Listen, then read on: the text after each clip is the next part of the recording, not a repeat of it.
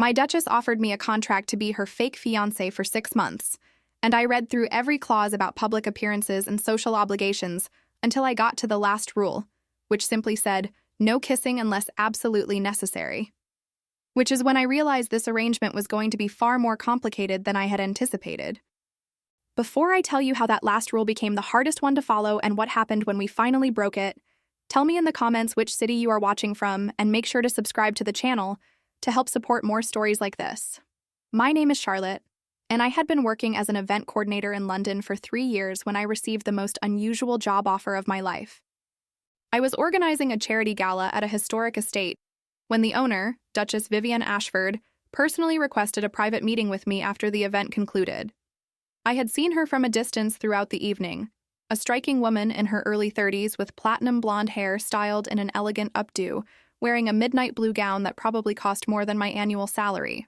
She carried herself with the kind of effortless grace that comes from generations of aristocratic breeding, but when she spoke to the staff, there was warmth in her voice that suggested she was more than just another entitled rich person. I had no idea why she wanted to meet with me specifically, but when a duchess requests your presence, you do not say no.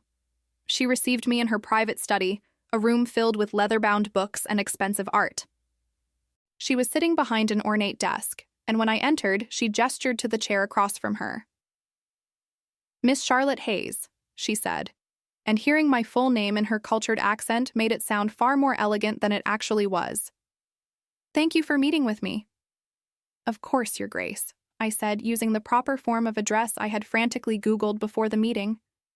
She smiled slightly. Please, call me Vivienne when we are in private. I have a proposition for you, and it requires a certain level of informality. A proposition? I asked, confused. I need someone to pretend to be my fiancé for 6 months, she said, getting straight to the point in a way I had not expected. I am willing to pay you £50,000 for your time and discretion. I stared at her, certain I had misheard. I am sorry, what? My family has been pressuring me to marry, she explained, her composure never wavering. They have arranged multiple introductions with suitable men, and I have declined them all. The pressure has become intolerable, particularly from my grandmother, who controls the family trust. If I can show that I am already engaged, already committed to someone, they will stop interfering in my personal life. But why me? I asked. You could hire an actress, someone trained for this kind of thing. I considered that, she said. But actresses are recognizable, and this needs to appear genuine. You are professional, articulate, and tonight I watched you handle several difficult situations with grace and diplomacy. You also have no social media presence to speak of, which makes you perfect for maintaining discretion. You investigated me, I said, not sure if I should be flattered or concerned. I did, she confirmed without apology. I know you are excellent at your job, that you have no current romantic entanglements, and that £50,000 would likely solve several of your financial concerns. Am I wrong? She was not wrong. That amount of money would pay off my student loans and then some. Why not just tell your family the truth? I asked. That you do not want to marry whoever they are trying to set you up with? Something flickered across her face, something that looked almost like pain. Because the truth is complicated, and my family is not ready to hear it. I understood then, or thought I did. You want them to think you are engaged to a woman. I want them to accept that I am going to make my own choices, she said carefully. And if those choices include being with a woman, then they need to come to terms with that. But I cannot simply announce it and expect acceptance. They need time to adjust, to see that I can be happy with someone they might not have chosen for me. So I would be what exactly? I asked. A trial run. A buffer, she said. Someone who gives me 6 months of peace while they adjust to the idea. After that, we have a very public and amicable separation. You walk away with your payment and a glowing reference, and I have bought myself time and space to live my life on my own terms. It was insane. It was absolutely insane. There would be a contract, she continued, pulling out a document from her desk drawer. Very detailed, outlining exactly what would be expected of you. Public appearances, family dinners, the occasional weekend at the estate, everything professional and above board. I took the contract and started reading. It was indeed detailed. Specific requirements for public appearances, guidelines for interactions with her family, clauses about discretion and non-disclosure, compensation terms. I read through page after page of legal language until I got to the final page, the last rule. Rule 23. Physical affection should be kept to a minimum in public. Hand-holding and brief embraces are acceptable for appearances. Kissing should be avoided unless absolutely necessary for maintaining the illusion. I read it twice, then looked up at her. Unless absolutely necessary. Some situations may require it, she said, and for the first time she looked slightly uncomfortable. A family wedding, for instance, or if my grandmother becomes particularly insistent on seeing proof of affection. But those instances would be discussed in advance. I am not expecting or asking for actual intimacy. Right, I said, my mind spinning. This is just business. Precisely, she said. 6 months of your time, £50,000, and then we part ways professionally. Do you need time to think about it? I should have said yes. I should have taken the contract to a lawyer, discussed it with friends, really considered what I was agreeing to. Instead, I heard myself say, "When would this start?" She smiled, and it was genuine and warm and made her whole face light up. "There is a family dinner this Saturday. If you are amenable, I would introduce you then. That gives us a few days to prepare, to get our story straight about how we met and fell in love." "Fell in love?" I repeated. "Right. We should probably be convincing about that." "I think we can manage," she said. "You coordinated tonight's gala flawlessly.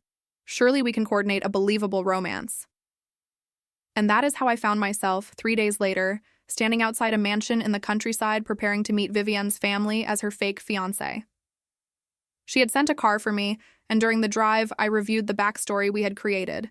We had met at a charity event 6 months ago. I had impressed her with my professionalism and wit.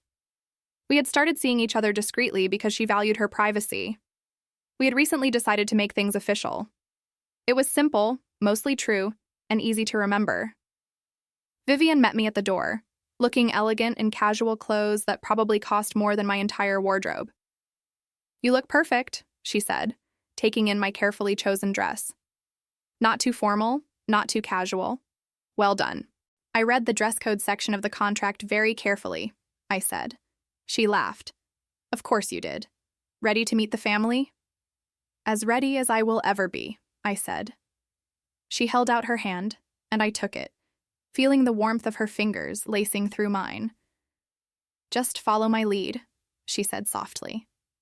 "And remember, you are supposed to be in love with me. That means you are allowed to look at me like you actually like me." "Right," I said, "because this will be such a hardship." The words came out more genuine than I intended, and she looked at me with surprise and something else I could not quite identify. Then she led me inside to meet her family. Her grandmother, the formidable Dowager Duchess, looked me up and down with eyes that missed nothing. Her parents were polite but reserved, clearly trying to assess whether I was suitable. Her younger brother was friendly and seemed genuinely happy for her. And through it all, Vivienne played her part perfectly, introducing me with warmth, touching my hand, smiling at me with what looked like real affection. I tried to match her energy, to play my role convincingly. Dinner was a trial by fire, with her grandmother asking pointed questions about my background, my education, my family. Vivienne deflected the worst of it gracefully, steering conversations to safer topics. When her grandmother asked how we fell in love, Vivienne looked at me with such tenderness that for a moment I forgot it was fake. "Charlotte has this way of seeing right to the heart of things," she said. "She does not care about titles or status. She just sees me, the real me. How could I not fall in love with that?" It was the perfect answer, sincere enough to satisfy her grandmother while vague enough to avoid specific lies. When I looked at Vivienne, I found myself thinking that if this were real, if she actually felt that way about me, I would be the luckiest person alive. After dinner, she showed me to a guest room where I would be staying for the weekend. "You did brilliantly," she said once we were alone. "My grandmother actually smiled at you, which is her version of approval." "She terrifies me," I admitted. "She terrifies everyone," Vivienne said with a grin. "But you handled it perfectly. Thank you." Just doing my job, I said. But the words felt hollow. Because the truth was, sitting at that dinner table, holding her hand, playing the role of someone who loved her, had not felt like work at all. It had felt dangerously real. Over the next few weeks, we fell into a routine. Weekly dinners with her family, the occasional public appearance at charity events or gallery openings, carefully staged photos for social media that her family would see. She was always professional, always maintaining appropriate boundaries as outlined in the contract. But there were moments when I would catch her looking at me with an expression I could not quite read, or when her hand would linger in mine longer than strictly necessary. One evening, about 2 months into our arrangement, we were attending a fundraiser when an older woman approached us. "Vivian, darling," she said, her eyes sharp with curiosity. "I heard you were engaged. You must introduce me to your fiancé." "Lady Pemberton, this is Charlotte Hayes," Vivian said smoothly. "Charlotte, Lady Pemberton is an old friend of my grandmother's." Lady Pemberton studied me with the same assessing look I had gotten from Vivian's grandmother. "How lovely," she said, though her tone suggested she found it anything but. "And tell me, how did you two meet? I imagine the story is quite romantic." I launched into our prepared backstory, but Lady Pemberton interrupted midway through. "How sweet," she said. "Though I must say, Vivian, you do not seem particularly affectionate for a newly engaged couple. One would think you would be more demonstrative." It was a challenge, thinly veiled as an observation. Vivian's hand tightened on mine. "We prefer to keep our private affection private," she said coolly. "Of course," Lady Pemberton said. "Though a small kiss would not be inappropriate at a charity function, just to show the world how happy you are together." I felt Vivian tense beside me, and I remembered Rule 23. Kissing only if absolutely necessary. This felt necessary, if only to shut down Lady Pemberton's obvious skepticism.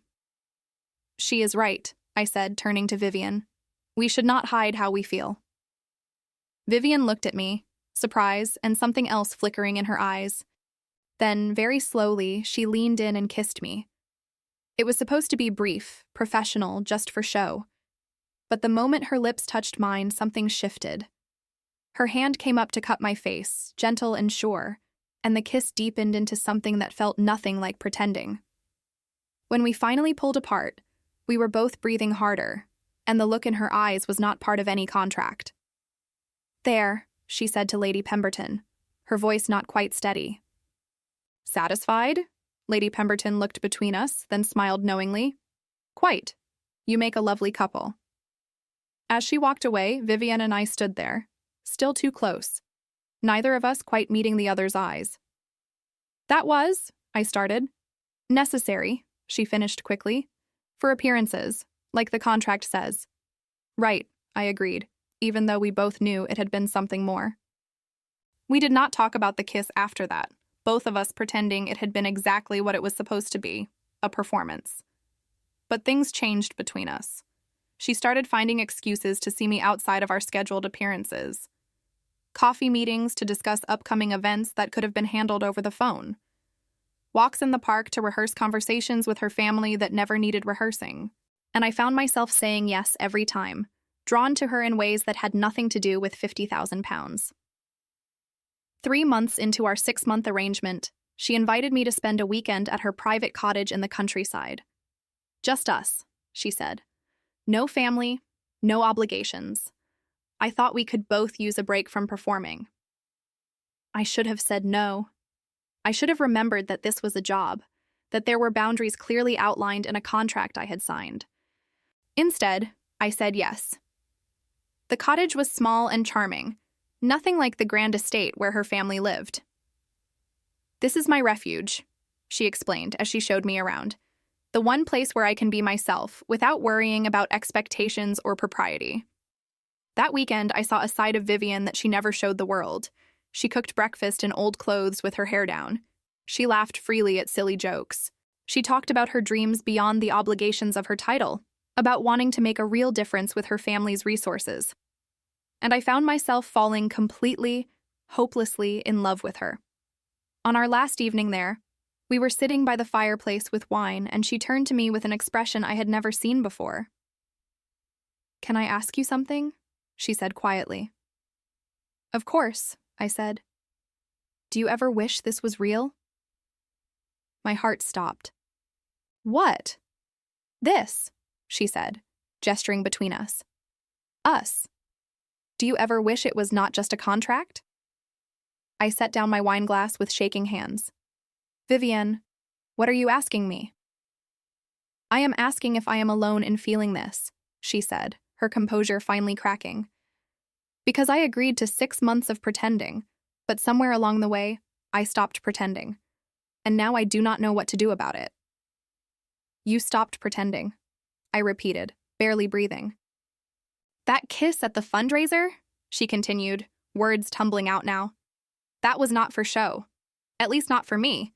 And every time I hold your hand or introduce you to someone or wake up thinking about you, I am reminded that this is supposed to be fake, and it does not feel fake at all." "Vivienne," I said softly.